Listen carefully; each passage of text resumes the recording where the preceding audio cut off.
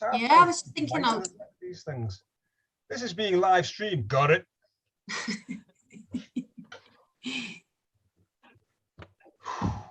It looks very suave. Your living room, anyway. Oh, it's lovely, you know. It's just, yeah, it's all the work of my wife. Yeah, I know, yeah. And that's Dad's, something their dad painted in the background there. Oh my God, when we come off the big, oh. Hello, everybody. Okay. Hi, everyone. Hi, everyone. There's Ian.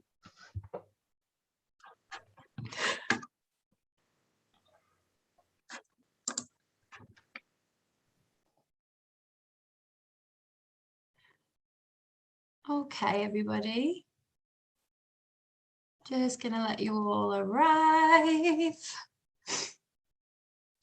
Okay, give you a couple of seconds. Everybody on mute, if that's okay.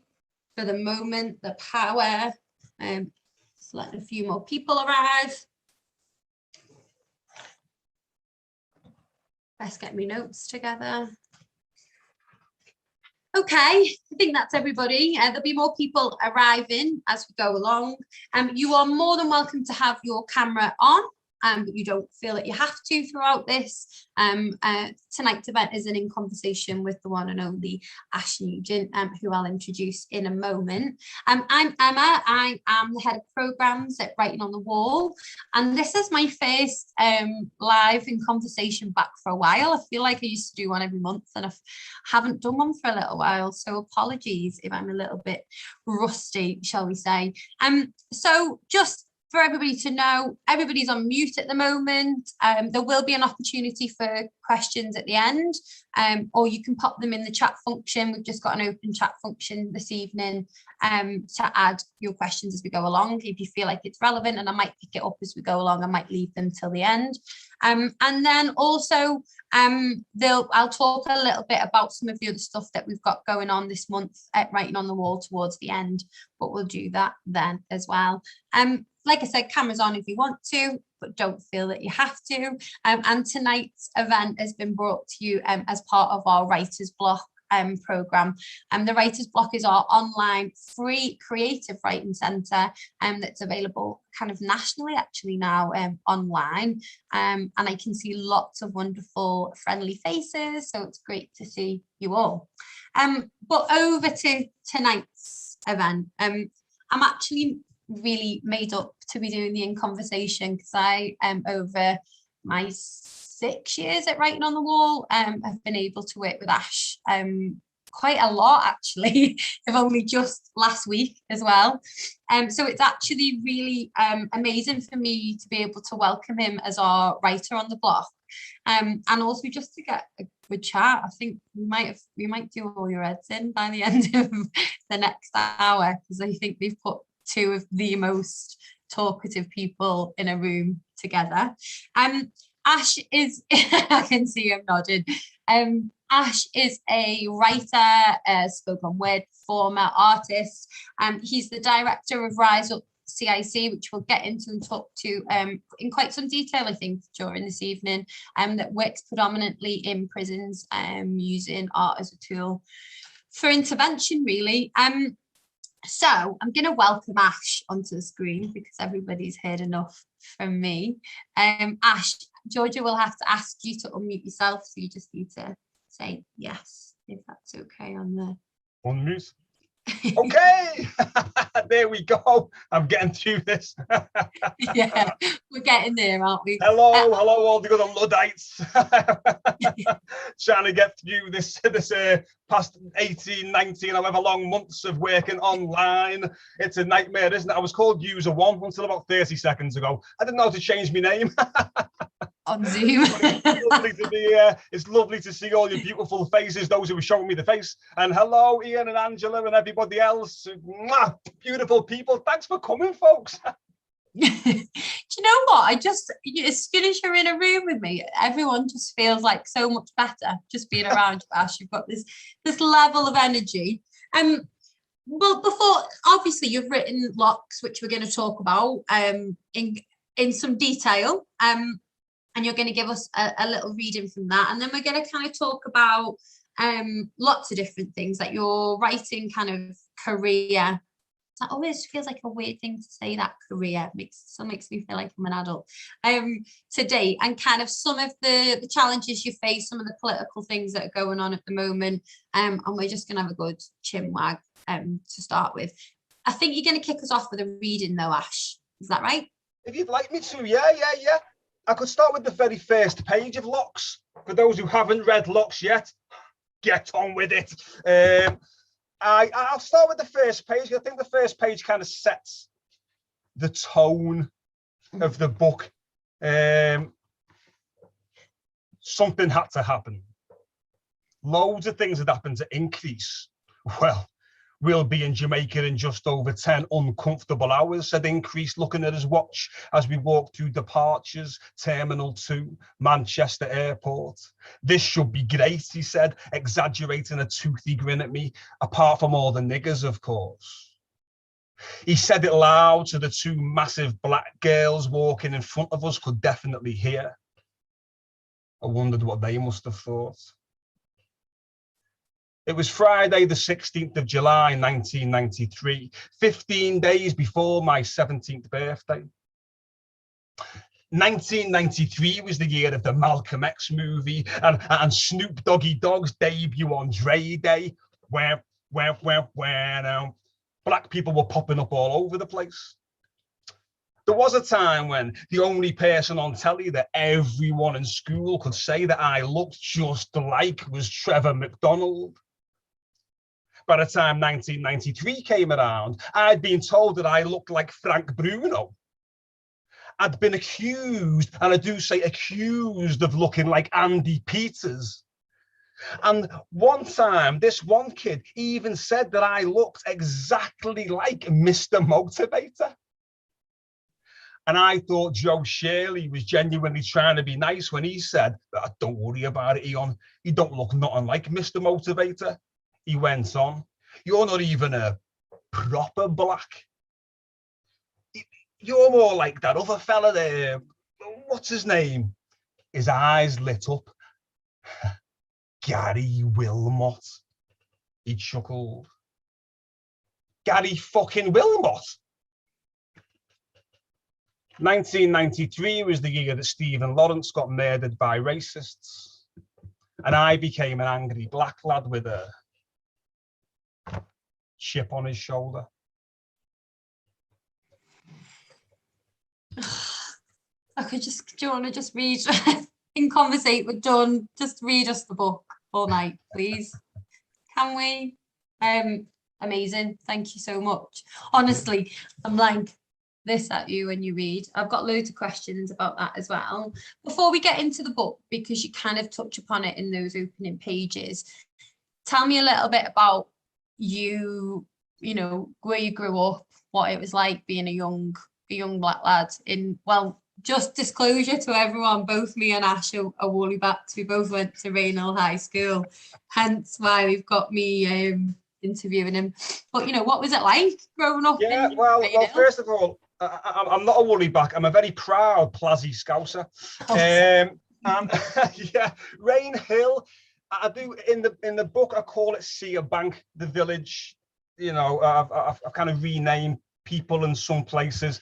And yeah, it was a little leafy suburban village where you well know, Emma, there weren't many people who looked like me. And my dad and brother and sister. And I was born in 1976, folks. So I was going to school in Rainhill. I was born in Yorkshire. My dad's Jamaican, my mother's Scottish. I was going to school in Rainhill during the 80s. I left school in the early 90s. And if you think, well, things are pretty bad now, aren't they? Very divisive. The past 2 years have shown us just how divisive things can be in terms of race and any other opinion people may have. But yeah, back then, as you'll know if you've read Locks, I use the language we used to use back then. The local The local corner shop owned by the local Asian family was known as the P word, and we didn't think anything of it. The local chip shop known by the local Chinese family was known as another offensive term, and we thought nothing of it. Eeny, meeny, miny, mo, pick a nigger by his toe. There was playground chat, and we thought nothing of it. Sexist, racist, homophobic language was part of everyday life, and we thought nothing of it. And if you grow up and then start realizing that you are one of those people who is being constantly ridiculed, the Irish jokes as well, remember them? The Irish jokes, no one thought anything of it. It was just the Jewish jokes, no one thought anything of it. It was just normal stuff. And then you start realizing, well, you start getting told from a very early age, you're one of those, you're other. Now, I didn't know what that meant. Again, I talk about it in the book, standing on the bin in the bathroom and looking in the mirror and looking for the stripes of colour on my face. Because I was told it was, well, half caste, black, your dad's black, you're coloured. And I didn't know what it meant. I thought the stripes of purple, orange, red, that's coloured, that's colours. And even though my dad was 6'2", black Jamaican guy with a massive afro and a massive afro beard at the time, so his face like a giant 80s microphone, you know, I could not see that he looked any different to all of my friends' dads who were white, because it didn't occur to me that that would be a thing that people would point out. Why would that be a thing? I didn't know that was a thing. Kids are not born with this concept of race, you understand? And then came the police harassment, low expectation from teachers, I should say first, and having ADHD. If you noticed, having ADHD as well, and not being able to sit still in school didn't quite work for me. Nobody in the school curriculum looked like me or my family. So according to my history books, nobody who achieved anything in the whole history of civilization was anything but white, according to my history lessons. And you then have to grow up and relearn everything. The police started harassing me when I was 14. It was the first time they handcuffed me and took me to the cells for no good reason. That went on throughout being 14, 15 and 16, before I started committing actual crimes. You become a self-fulfilling prophecy, you know, you become the thing that they tell you you will be. Almost as a way of fighting back. Oh, I hear this in prisons. I work in prisons nowadays, and prisoners tell me all the time, if you treat us like animals, we'll act like animals. And I say, I know, I get it, I know, I've been there, me too. I know what you mean. But what's that achieving for you in the long term? What do you want? What do you really want? If you don't want to be treated like an animal, then don't act like an animal. Be better, be above them. They're the animals. Anyway, yeah, so that was why at 16 years old, I decided to go to Jamaica. I was going to say that, yeah. Yeah. So stop me at any point if I'm getting ahead of myself, Emma. No. I'm just on this wave. I'm just here to facilitate this. So at 16, you went to Jamaica, and that is the, well, that's the basis of the book. Do you want to tell us a little bit about that? Yeah. I know, Nancy, someone said there's a message, you still get treated as an animal, even if you are better. Yes, indeed. And I was treated the same way for a long time. But now I go into schools and prisons, for example, and I hold meetings with the head teachers. I hold meetings with the governor, and they treat me as an equal, because I have spent 20 years making myself at least equal by educating myself, by getting the bits of paper, if you like, the art certificates, with the bits of paper that prove how clever I am, and doing this work better than they can do it. So nobody can treat me in that way anymore. But that's been a long, hard road, even just to get a sense of confidence within myself, a sense of worth, a sense of my own worth and belonging and understanding of my identity. So I went to Jamaica at 16, thinking that I would find a place where I fit in. This black identity that was foisted upon me, I didn't know what it meant. I knew nothing about black history or black culture. I didn't know any black people apart from my immediate family. I listened to Bob Marley and NWA and De La Soul and tried to emulate them. but how can I live up to the anger of NWA or the, you know, the kind of power of Bob Marley? You know, how can I even live up to their standards? So I have to find out, what does it mean? I don't know how to be this black guy that you want me to be. So I went to Jamaica thinking I'd fit in.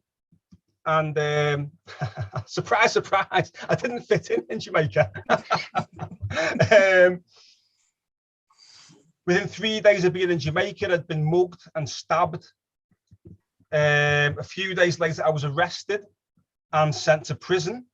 And I spent a couple of weeks in the Jamaican detention centre, where I learned that, well, there's one episode, which again you can read about in the book, where I was beaten over the head, beaten unconscious with a big stick, whilst people shouted. And I do use offensive language in the book, folks, because that's how we spoke in the day. This is real life, and I don't want to offend anyone here. If you're easily offended, I'd suggest that you go and watch EastEnders rather than listening to me. I don't know, Bake Off. Go watch Bake Off. But yeah, I was beaten unconscious with a big stick while people chanted, "Fuck up the white man." And that wasn't done.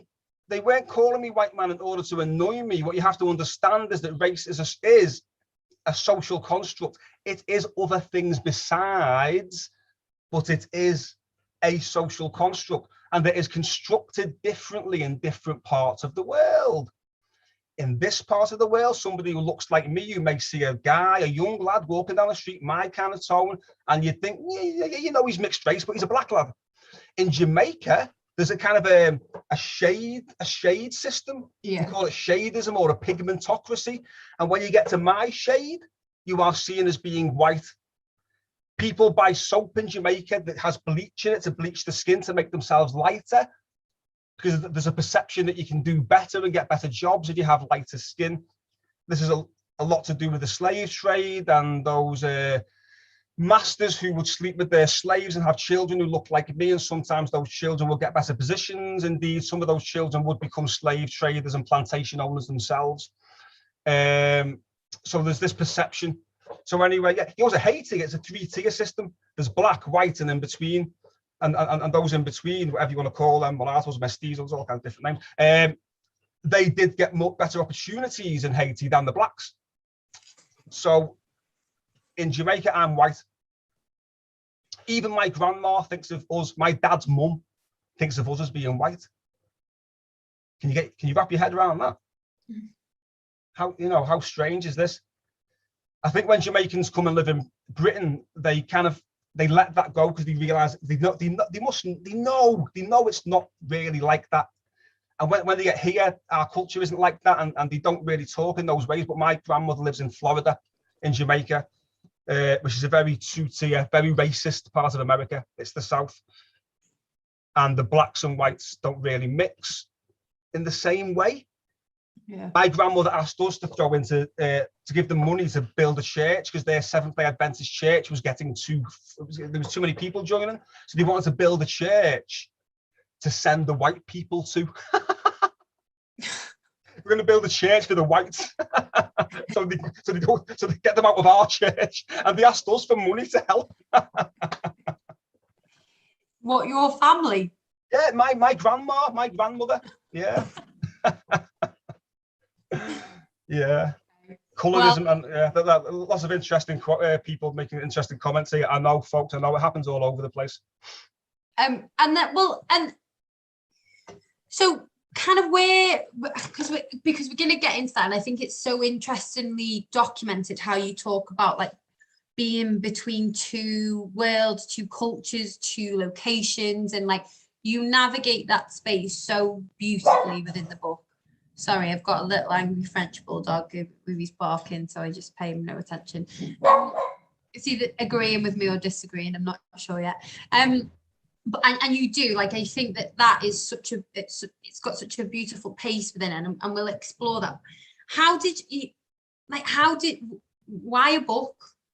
And is it hard writing a book?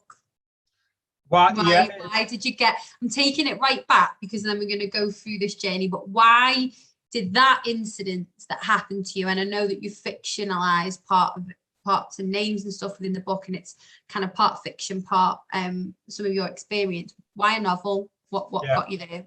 Yeah, well, it's pretty much true. The basic narrative arc is all what happened. I've fictionalized bits really to protect the innocent and the not so innocent, to protect the guilty, and also because it's sometimes easier to be really, really honest, especially about the subconscious stuff and the kind of thoughts that go through your mind as a young boy, a young man from our racist, misogynistic, homophobic culture. It's easier to be honest if mythologize it, and to not worry about upsetting my family.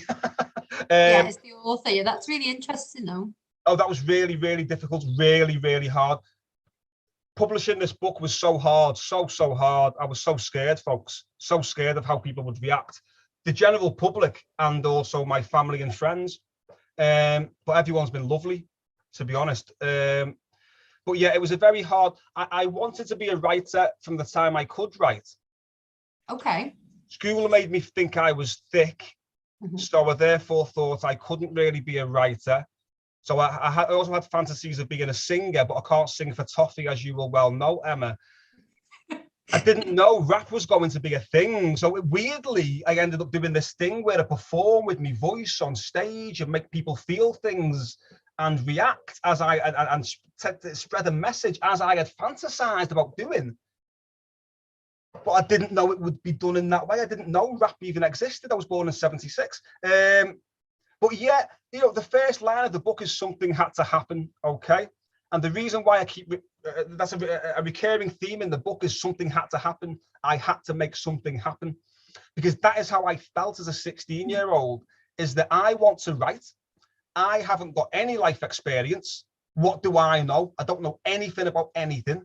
So I'm going to have to make things happen. So partly when this thing happened, even though I thought I might die here, I've been stabbed, I've been beaten unconscious, I've got these huge stab wounds in my hands and in my back and in my leg. I'm in this underground dungeon with no flushing toilets, no running water.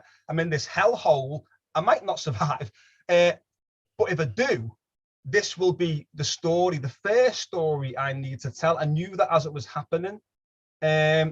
And in a way, in a weird way, that made me take full responsibility for what had happened, because I kind of believed that I had somehow made this thing happen to me. And this is before I knew anything about, you know, kind of things like the law of attraction or anything like that. I just had this thought that I've put this energy out there into the universe, and this is what it's brought to me. And that, in a way, actually helped me to accept the situation. That's interesting. Yeah. And then it only took me then 28 years to write the book. I was going to say that. What did you learn about yourself before I ask you about some specifics? What did you learn about yourself through writing the book? Yeah, Nancy's asking me why I was stabbed. Read the book, Nancy. We might come back to that if we have time. What did I learn by reading the book, by writing the book? I learned that, well, you know, really, it was a learning process. I learned just how hard it is now to write a book. I had to go back to college. Well, rap got me back into college and to university. Believe it or not, rap saved my life, got me out of being that self-fulfilling prophecy and wanting to be someone who knew stuff and therefore studying. And I was in my early 20s before I started rapping.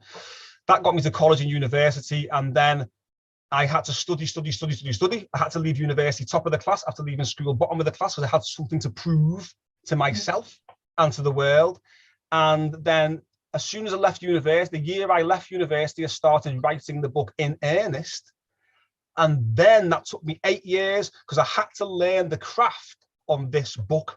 Most novelists write a book, bit crap, try again, write another book, it's okay, try again. Third, fourth, fifth book, you start getting better. Ian will know about this. Ian's written loads of books. You start getting better. I felt like I couldn't afford to do that. I had to keep trying with this book. So I wrote it, it was crap, started again, wrote it again, showed it to my wife. She went, that lead character, he's a bit of a dickhead, isn't he? Why would they be rooting for him?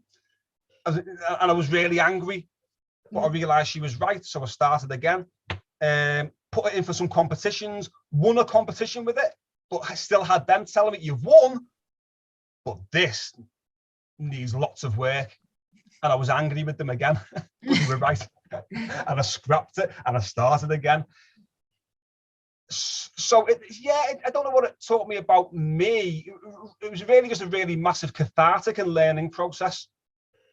Well, even what you've just said there, like, it's so intensely personal, and especially when you're writing something like this, just that what you've said, you couldn't afford to get it wrong. I've got a dear friend of mine wrote something similar about his experiences growing up in a mental health hospital, and it says the same thing, like, this story is so important, it has to be well written and well executed, but also that you've learned that, isn't it, that these things are emotive, highly emotive, but also to have kind of patience with it and how you work through those emotions, like, because you got the was it 2013, was it Common? You won the Common Word. It was the same year I did, or maybe the year before, I did Pulp Idol with Writing on the Wall, which was my first experience of writing on the wall. And I got into the finals with that Writing on the Wall one, and I flew back from Spain to come and do that, where I was doing the reading. I was in holiday with my family, on holiday in Spain, and I flew back, did that reading, then flew back to Spain.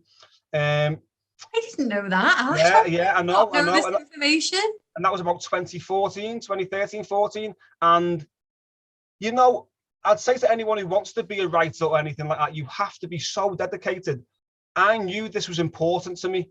And again, I got a little bit of the book published in the Pulp Idol thing, and I couldn't even read past 2 sentences of it because it was awful. It was rubbish. I hated it. But I met Claire Coombs during that, and we stayed in touch over the years. And she then started Liverpool's first ever literary agency, Liverpool Literary Agency, the same year I published Locks. And she's now my agent. And she's now got it in the hands of a load of mainstream publishers, and we're having meetings and so on and so forth. All these years later, so you never know where these things are going. You have to put yourself out there. You have to meet people, and you have to do everything it takes. Do you know what? That's so interesting. You, Claire, and there's Matt Cook. There's loads of people that have come through Pulp Idol, actually, and I think that really, to say that, it is the people that you meet, isn't it? Like, there's loads of people that we have known that kind of maybe didn't make it through in the first year and have come back, met somebody, gone through, and then they're doing all kinds of things in a couple of years. And I think it's things like Pulp Idol and the writer's block and stuff where you can meet other people, that I think provide a wonderful opportunity, actually. All right, so the book, in terms of that, like, there's it kind of really beautifully kind of punctuates moments of cultural and historic events, normally around racism. So you talk about the murder of Stephen Lawrence. Can I just say, it really reminds of me, without even realizing, of Natives as well, by Carla, which I know is non-fiction, but you immediately, I'm placed within that context, and also you build that anxiety, you build in that political and that racial tension wonderfully right from the beginning. How did that feel, though? I know we've touched on this a little bit, but going back and really coming back from your 18, from being 17 onwards, how did that feel writing it? Kind of what things did you have to do to kind of protect yourself, I suppose, in some ways? And kind of, do you feel like there is, what are your thoughts on the differences that might be appearing at the moment, or if there are any? With regards to race? Just to kind of, lots of things that were happening culturally, but yeah, largely race, I would say. We may as well stick with the, okay, so I never wanted to be the guy who talks about race all the time. This is one aspect of my identity and my life experience. But what I thought, coming towards the end of getting Locks ready to publish, I thought people are going to think this is some archaic, old school. Young people aren't going to get it because people have been talking about this post-race world, and ever since Obama, people have been talking about being colour blind, which, by the way, was a term invented by neo-racist white neoconservatives in America. Colour blindness, by the way, because to say you're colour blind means, oh, I don't see colour, so the fact the black community is having all these issues, and there's so much more likely to be imprisoned and have issues at home and drug abuse and domestic abuse, must be something wrong with them, mate. We're colorblind. So people have been talking in this way for a long time, and I thought people would think the world isn't like this anymore. I don't even understand. I don't even recognize the world he's describing. And then just before I put this book out, George Floyd happened. And now George Floyd, and this was so interesting for black people who are politically aware or just aware of the American situation. Because we've been talking about this stuff forever. This happens every day. And yet this one incident, suddenly everyone was interested in. People who've never said anything about race and who looks at you kind of funny when you talk about racism, like, oh, I'm not racist. That fight, flight, or freeze thing. Not me. I'm not racist. They were suddenly crying. Yeah. And I was like, well, yeah, we're upset too. But we've been telling you this. I've been telling you this for decades. And now people are arguing with me as if race again is racism really? People who've known me for 20 odd years, who've heard me rap about racism 20 years ago, asking me whether this is real, whether the world's really that racist. All of a sudden, and this is bizarre. But I think people are scared of change, and people are scared of that if we get more rights for one group of people, one group of subjugated people, whether that be black people or homosexual people or women or people who aren't able-bodied or whatever it is, that's going to take something away from them. Yeah. They are also, let's face it, brainwashed and taken down that rabbit hole by social media. And politicians gain greatly by this game of divide and conquer, and always have done throughout the whole of the history of the European empires. They were very open about using divide and conquer as a tactic, and they still do it now. So to divide us, to have us arguing between ourselves and thinking that whatever problems we have is because of them, there's some them to blame. It's nothing to do with the decisions that the rich and powerful make. It's the immigrants. It's the blacks. it's the criminals. It's the teenagers. It's the hoodies, the scary hoodies. It's their fault, So it's been a fascinating time, but it's opened up the conversation, and it's meant there's been a lot of opportunity for me to get out there and talk to people and debate with people, and have that discussion, which for me is absolutely brilliant. I want people to, if people disagree with what I say, I want them to disagree, to debate with me. And if they've been taken down the Facebook rabbit hole, I want them to tell me what nonsense they've been listening to and what they believe to be the case, so that I can have that debate with them, because I think I'm quite good at having that debate without putting people on the back foot.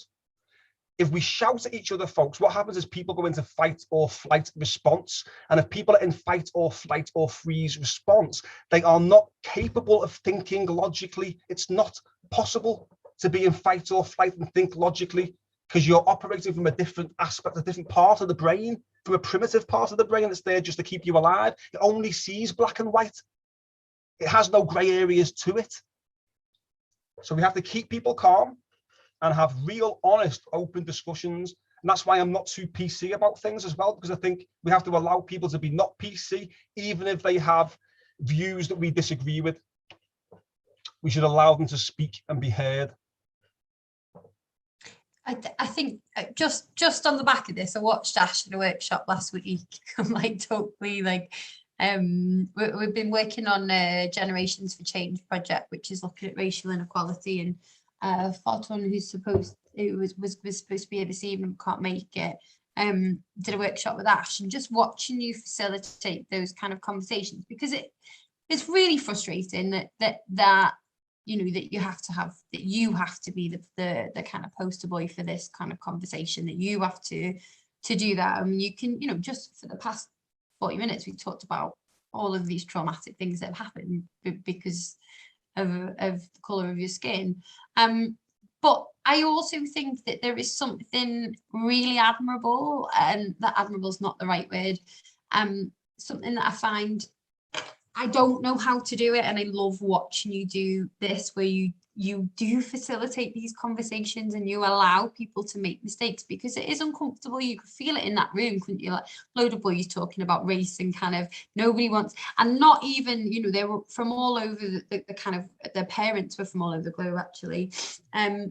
And so I think you've just underpinned it perfectly, is what I want to say, is that if you are acting from a place of kind of nervousness as well, like, and you facilitate that. I think, just to go on to my next kind of point, because it segues into it, there's a quote towards the end of the book where he's talking to Kitty.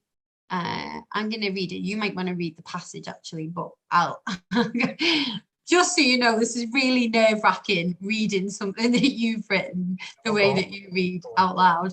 And they're kind of talking about power and control and victimhood.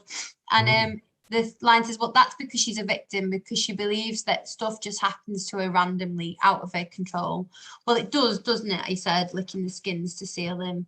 If that's what you believe, then you've already given your power away to others and to random chance. But if you completely believe that everything that happens to you is created by you, then no one, no thing has any power over you. It's all your creation. That means you can do anything.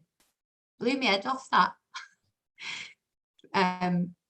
Because we kind of come from another angle as well. Like, well, things happen. There's a lot of stuff that happens to us. Can you elaborate on that and what you mean by that when you talk? These characters are talking. Yeah, well, Kissy in the book, Eon's girlfriend, has this belief system, which is partly, based on the belief system of me and some other people, some of my friends and my partner and whatnot. But you know what? We are the unit. All of you are the universe, and that is scientific, folks. It's not just mystical. We are all made of the exact same stuff. Everything was combined. If you go with the Big Bang Theory, the scientific myth, if you like, everything was combined. There was no gaps, and then that just spread out. And now it's the same stuff that was there, the same energy. Energy cannot be created or destroyed. It just changes form. And there's the gaps in between the energy is what we might call, or the gaps in between what we now call kind of atoms, the stuff that we're all made of, is what they might now call dark energy and dark matter. Dark because we don't know what the hell it is, but it's there. And every atom in the universe can communicate with every other atom at a level beyond time and space.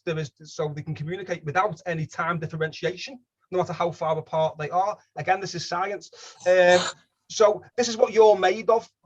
So me, you, that little camera thing, the tree, the car, everything, everyone in every part of the world, every part of the universe, we are one. Scientifically, this is the case, and mystics have always said this. So that being the case, we are the creative power of the universe. We are it. It is us. So if you get a grip of that, then you become kind of more accepting of the universe and the way things move, and more understanding, but also more kind of, you have more power to direct your own life. And then if you choose the belief system that you can manifest yourself, because you are that universe, that manifesting force that you can manifest, if you choose that belief system, whether you want to debate that point or not doesn't really matter. What Kissy says is, yes, but if you believe that to be the case, then what you believe is that you have full control. So you don't have to be a victim to anybody else. You don't have to be controlled by anyone else. You can fully accept that this is exactly what is right for you. It's your creation. And that, if nothing else, gives you power. Power to create, power to accept. Even if things get really bad, there are positive things that you can do with bad stuff. You can either accept, like your negative thought processes, we all have them, and you can choose to accept them. You can choose to laugh at yourself, you know, and you can choose to be curious. I wonder what that nonsense is all about. Or you can choose to go, oh, I'm a dick, or they're bad, or they're evil, or we have to beat them. So you see, by thinking like this as well, this is why I see everybody as being the same thing as me. So I don't look on somebody who's got racist views as being some other or some evil or something bad. You're just the same stuff that I am. And there's maybe some nonsense that I don't agree with going on at the cognitive level. But I don't see your views as being who you are. I work with people in high security prisons who've committed the worst of crimes. I don't see you as being your crime. I don't see you as being your gender or your race or your experiences. I see you as being the same thing I am. So we can look beyond that stuff and just connect. Doesn't matter what nonsense you might say. Who cares? Nothing's going to get better by me bashing you over the head with my banner anyway. What's it going to do? So whether you agree with me or not, it's a kind of, it's a belief system that is just nice to live by. And that's all belief systems are, something to live by, something to give you an understanding of the purpose that is driving you forward on the mission. The mission's in front, the purpose is behind. What's driving you? Yeah, and that it challenges loads of the ways. I've been listening to loads of stuff around like capitalism and socialism and like the problems with socialism, and I mean, and I work for it on the wall. I should know this at length anyway, and I do. But I just think that challenges what you initially say, challenges some of the things that I might necessarily, you know, like in terms of kind of, I always think, when we were doing it's quite freeing, you know, if something's happened that's traumatic to me. So when I've been in an abusive kind of situation, it does help to kind of think, well, this is what is happening to me, this is happening to me now, and I've got the choice to kind of move forward with that, and that this is how I'm gonna, yeah, it's just a really interesting way to think, and it's opening up this part of my brain. I'll be texting you later, Ash, being like, send me a recommended reading list, please. Yeah. Yeah. Okay, I'm gonna, because it's like nearly 10 to, so we've got like 10 more minutes together. And I think I did have a question about the hero's journey, but I do think you're probably going to touch on that in your workshops going on, moving forward, and it might come up in this next 10 minutes. If you've got questions, start putting them into the chat for me, and I'll pick them up as we go along. First thing though is about Rise Up. For people who don't know, Ash's organisation Rise Up works predominantly in prisons. Tell us a little bit more about it and kind of the work that you're doing there. Yeah. So because I have come through that experience of being that angry, you know, the self-fulfilling prophecy, blaming everything on other people and being really angry, really resentful, violent and aggressive and all that kind of stuff, to being kind of where I'm at now. I know there's a process, so there's a process I've followed anyway, and there are techniques. There are techniques for understanding and getting over those negative mindsets, and for taking control of yourself, and for developing the power of choice. Every single moment, every millisecond is an opportunity. Doesn't matter what you did a second ago. If you thought some stupid thing or said something, doesn't matter. What now? Yeah. So I spent a lot of time studying these techniques and going through these processes. And so what I did, me and a team of people, a team of therapists and artists and educators, developed a program, a 12-stage program that goes through the hero's journey, which is covered in LOCs and which we'll cover during the writer's block. And we use techniques that come from transactional analysis, NLP, things like that, mindfulness, meditation, things like easy to understand techniques that anyone can understand straight away and use from the moment they first heard it, to get control of your own thoughts and therefore feelings and therefore behavior and therefore the world around you and the people around you, and therefore not be controlled by anybody else, even if you're in a difficult situation. Some people can sit in a prison cell, really angry, really depressed, wanting to hurt themselves for obvious reasons. Another person can be in the next cell, the exact same experience, and sat there meditating and feel absolutely fine. So what's the difference? Yeah, let's model those who are doing the successful stuff. It's really interesting though, because like a lot of, and we always have conversations about this, don't we, Ash? A lot of the work that I did coming out of university was around about women in prison and like how that feminine ideal affects them. But a lot of the ethical things about, for me, this was doing theatre predominantly.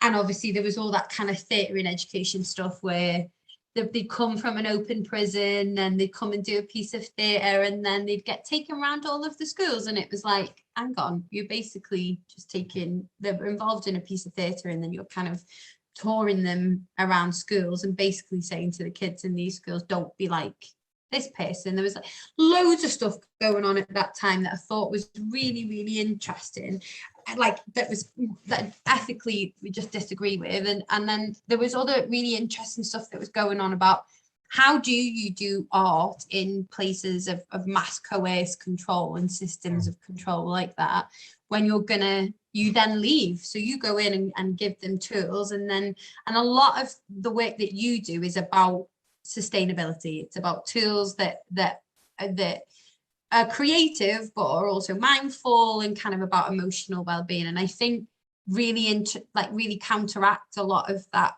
work that I looked into, of the idea of that actually it can be just as dangerous to give something to somebody and then say, okay, I've just done 12-week writing course with you and then I'm gonna leave, see you later. And I think what Rise Up do amazingly well is techniques. It's about sustainability, it's about the person, it's about the self. Really amazing work. Yeah, that wasn't really a question. Yeah, but the arts to us is a way in. I always thought, yeah, the arts is a start. Now people are in the room, now they've opened up, now they're talking about things.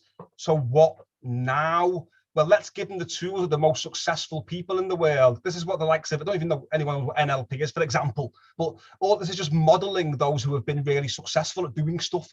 Who is really good at staying calm? Who's really good at succeeding in business or in the arts or whatever? What do they do? Well, let's model their mindset. Let's study them and copy what they're doing, because they're doing it well. It works, you know? So, and people pay a lot of money to learn these tools, okay? White collar workers, you know, business people, sales people, MPs spend a lot of money learning how to communicate well, how to stay calm under pressure, how to be convincing in the oratory and so forth. So why aren't children taught this in school? Why aren't prisoners taught this before we think about punishing people? Why don't we give them the tools to take control of their life and live a successful life? So the arts gets people in the room and makes it all interesting, and then we teach those techniques, which is stuff that you can take away and take control of your own life without having to lean on me. People say, you're helping me rehabilitate myself. I say, nonsense.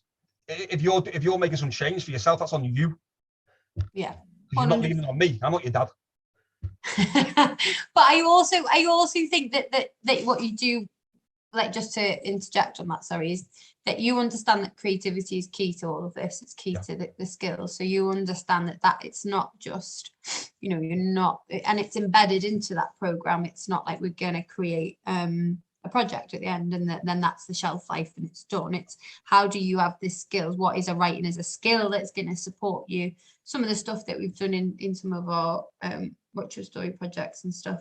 I'm going to jump to this question because I have got a question around ADHD. So you mentioned ADHD earlier. Were you diagnosed as a child? I'm almost the same age and didn't get diagnosed until late 20s, and possibly also less obvious in women. Are there many people with it diagnosed in the prison system as expected and also in the creative sector? Yes, loads of ADHD people in the creative sector, loads of ADHD people in prison, very often those who are the most creative. Those who I'm told, oh, you won't be able to handle this guy. He just starts doing press-ups and says weird stuff and just shouts weird things out. And they come into our group and the next thing they're sat there meditating and talking about real deep stuff. And honestly, the prison staff are shocked. But they're often the people who have the quickest ideas, who get what we're doing the quickest, who get onto it straight. Oh, I can see what you're doing. They look at the course manual that we give them. We have a course manual with all the stuff in, and they go, I get it. I can see what you're doing. Because that's kind of a superpower of people who are neurodiverse and have ADHD and such like. I was diagnosed in about 81, 82, and they called it hyperkinesis. Then I think they changed the name to ADHD in 1984. And I forgot all about it because it wasn't mentioned again. After they gave me, it's in here as well. After they gave me the drug and I fell asleep with me facing me tea, and mum and dad went, we're not giving him that again. You know, he's not ruining the ravioli again, you know. And they sent me running and swimming. I forgot about it until I was running this business, and I went to met an ADHD charity in Liverpool, and I said there was all like bits of like flip chart paper around the room with things that have been written in the workshops, and I said, wow, looking at this, I reckon that if ADHD had existed when I was a kid, I'd have been diagnosed, but maybe like a very mild version, you know. And my business partner went, Ash, I was looking around the room thinking, oh my God, there's Ash. And I mentioned it to my mum, and my mum went, oh yeah, you were diagnosed, yeah. So, oh, right. Thanks, mother. Oh. But but you were talking about that. I don't know if anyone saw this recently, and I don't know if you saw it, Ash, actually. There was a girl did a piece at the theatre festival about being diagnosed with ADHD in her 30s. And it was just really insightful. And also she talked about kind of how the creative being in a creative job really helps, actually. But also what she talked about afterwards is that often people would say to her, oh, go and work in the arts. She was like, what? Yeah. Like, why would you think that? Yeah. And it's a really interesting. Also, just can I ask that about the layout of the book as well? Because I think, was there anything that you did that was, because I also think that's a really interesting layout, by the way, with the pictures and the way that it rolls. How did, was there any considerations you made when you were publishing the book about that around accessibility or anything like that? Oh, yeah, the way it's laid out. Yeah, so it's laid out almost so it looks like poetry a bit, and it flows. To me, it's a UK hip hop album of a novel. It's the album, it's the solo album I never got to make. So gorgeous. I wanted it to flow like it's ba ba ba ba ba, hit you, ba ba ba ba ba, have a laugh, ba ba ba ba ba, hit you, and to be exciting and to just keep you going and keep you rolling, to have a musical flow to it. So it is easy to look at. I've had like all kinds of, it's in prison libraries now, it's in youth offending, it's in schools, even though it's got that kind of language in it. And I've had like one prison officer told me that her son who refuses to read books, teenage Scally, nicked it from her handbag and refused to give it back. So yeah, it's doing its job, because Gorge does do that. Amy said that to me when we were talking before. She was like, is that a conscious thing that it's like poetry? And I was like, probably a bit of both. We'll be covering that on the blog. We were talking about poets who write novels. Yeah. Okay. Did you want to do another reading? Do you want me to? Yeah, go on. Let's have another reading. And then if anyone's got any more questions, you can raise your hand if you'd like to as well and ask Ash directly. This covers an aspect of the hero's journey. This is, anyway. Having crossed over into the world of the adventure, the hero will be challenged by various wee beasties, as Miss Elwyn used to call them. I uncrossed my legs. I never understood how other kids seemed happy to sit on the dining room floor for assembly in Seabank Primary School. It hurt me bum bones. The parquet floor was cold on me thighs, and the spiky little hairs on Anthony Davis's leg used to prickle me knee as I wriggled about.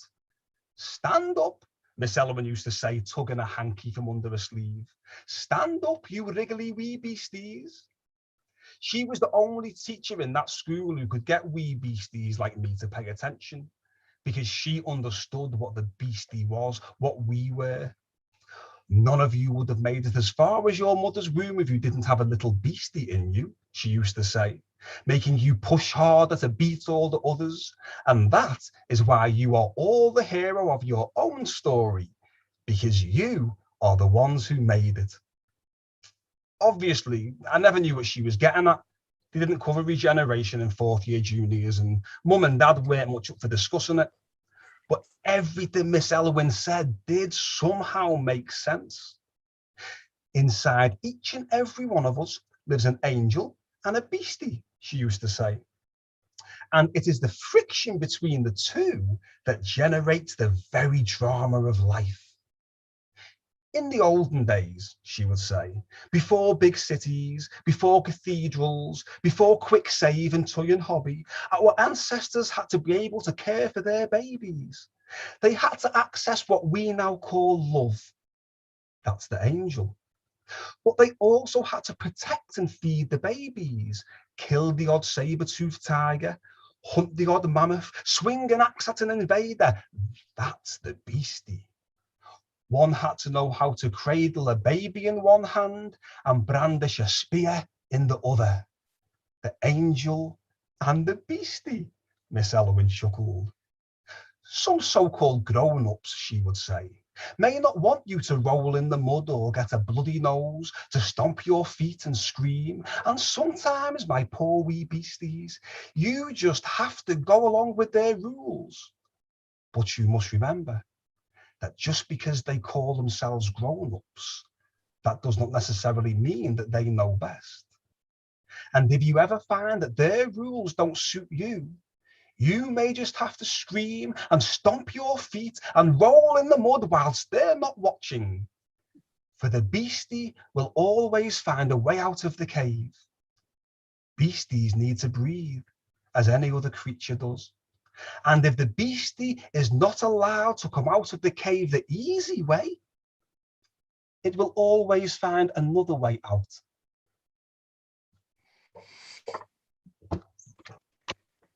Ugh. Last question from me, and then I'm going to ask if anyone else has got. Well, I've got loads. You performed this, didn't you, for Blackfest? What was that like doing it as a performance? Yeah, I was given a grant by a theatre in Newcastle called Live Theatre to write a 50-minute version of a play based on literature. Like, ooh. And I always wanted to perform it as well, to make it accessible, take it to the prisons, get people interested in it, tour it around the country. So yeah, I did it in one prison. No, I did it twice in Newcastle, and then Blackfest came up, and I did it in one prison in Nottingham, and Jabeda from Blackfest asked me to open the Blackfest festival with it in the Unity Theatre. And that, folks, that one show, I've been telling people about me being a writer, I'm a rapper, but I'm a writer, really. Rapping is just part of me writing, but no one ever really gave me commissions as a writer. It was just like, oh, come and do a freestyle rap, come and do a rap workshop. Yeah, it's nice, but I'm a writer, you know. From that one show, it's really, really interesting. This one, you've got to put yourself out there and take risks. I've never written for the theatre. I've never performed, at the theatre, apart from, in school. And once I played Crooks from Mice and Men once. I had to change my name because some gangsters were after killing me. I was playing Crooks in a play. Honestly. Anyway, yeah. So there was a massive risk. But you know what? There was people at that show from the Unity Theatre, obviously, from the Royal Court, from the Everyman, from all kinds of organisations around the city, people who I hadn't really had access to, who now, 2 years later, I'm really close with, and they're all really helping me and supporting me, and I'm getting commissions to write poetry, commissions to write for a computer game. Yeah, all kinds of work as a writer that I wasn't getting before from that one show. And people have started taking the book. The book came out just after that, and I think people have become more interested in the book because they either saw the show or heard about the show. And the show wasn't perfect. I could polish it up and make it better, I'm sure, but it opened the doors. You have to take that risk. And people have asked me to write things and to develop things for theatre and that kind of thing. And I've gone, oh, I'm not a playwright. I can't really do that. And my wife keeps going, Ash, you said you wanted to be a writer. Get on with writing then. You know what I mean? You have to take them risks and put yourself out there. and take their chances when they come. You not have to stop freestyling in school workshops with me. That's what you need to do. You need to stop being like, I'm not going to rap today. And then he's like, okay. I promised I wasn't going to rap last Thursday. We were together. I'm not rapping today. I'm just a writer. I'm not rapping today. And within about 10 minutes, I was freestyling. Not even, like, honestly, like watching a facilitator go from being able to do something that's really kind of focused and really like, kind of really writing very, almost that boys don't kind of respond to, but they were writing for ages. And then 10 minutes prior, he's putting names up on a piece of paper and doing a freestyle to rap them. It's extraordinary to watch you facilitate, Ash. It really is. Like it's a real joy. And he hates me because I'm always like, Ash, can you come and do this for me? That was not the only thing I do, and I've got to say it's really inspiring. On my screen, I've got an old friend of mine, Ian, who's a writer and got many books out, and writes plays as well. It was an inspiration for me. He was doing that before I had dared to get my stuff out there, and he's just gone out there and done it himself.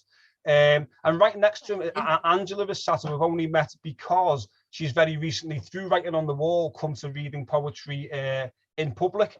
And I had to give Angela, like, I don't know, felt like she needed the support of someone who was maybe more confident with doing that when we met. It's only, about a month ago, Angela?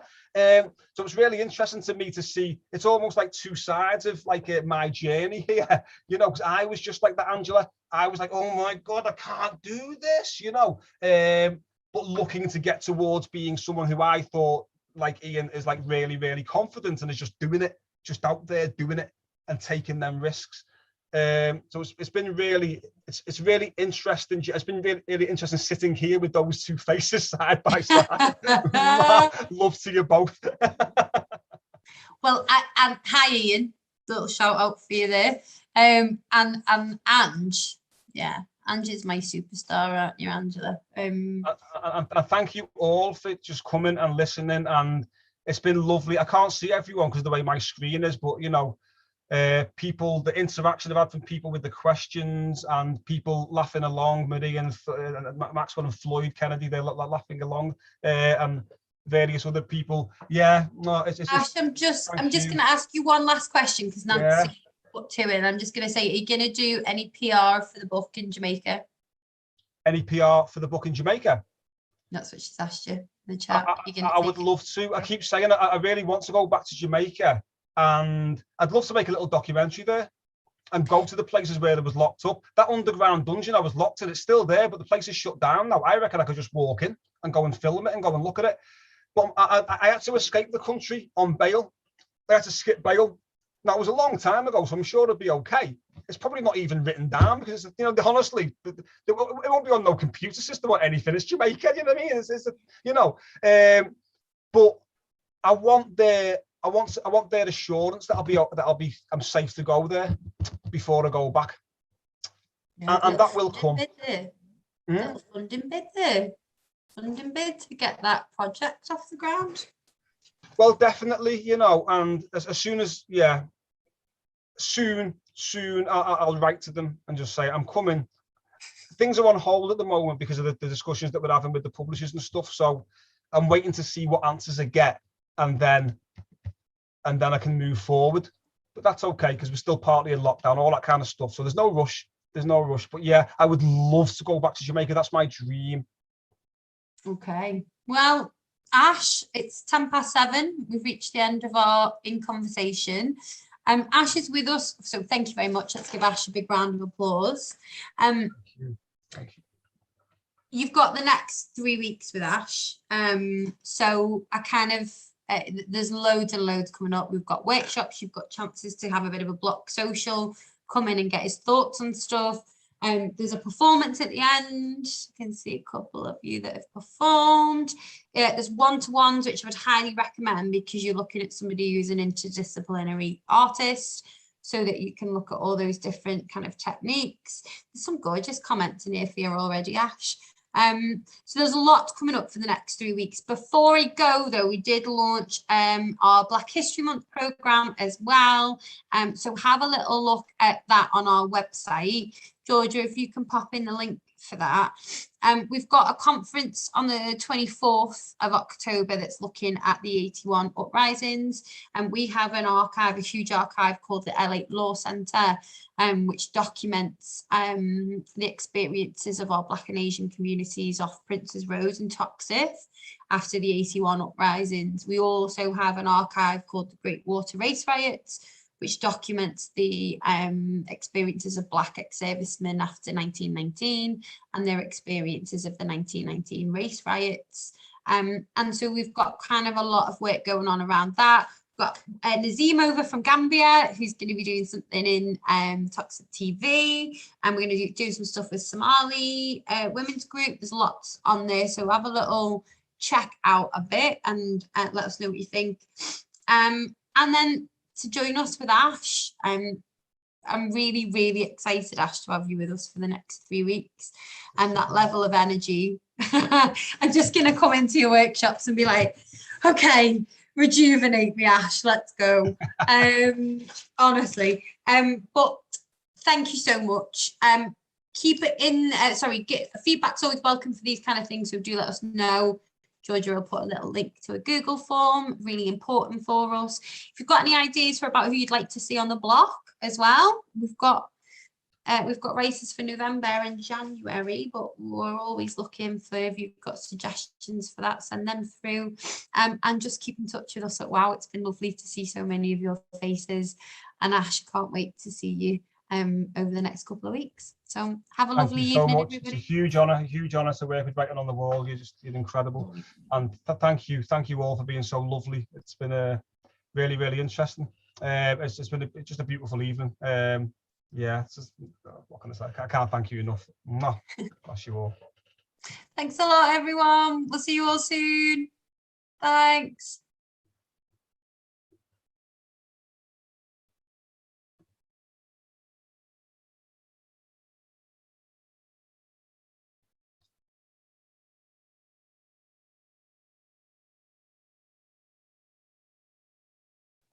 Is that it, folks? Do we just go, or do we need any kind of a plea to the audience? No, just thanks so much, Ash. That was great.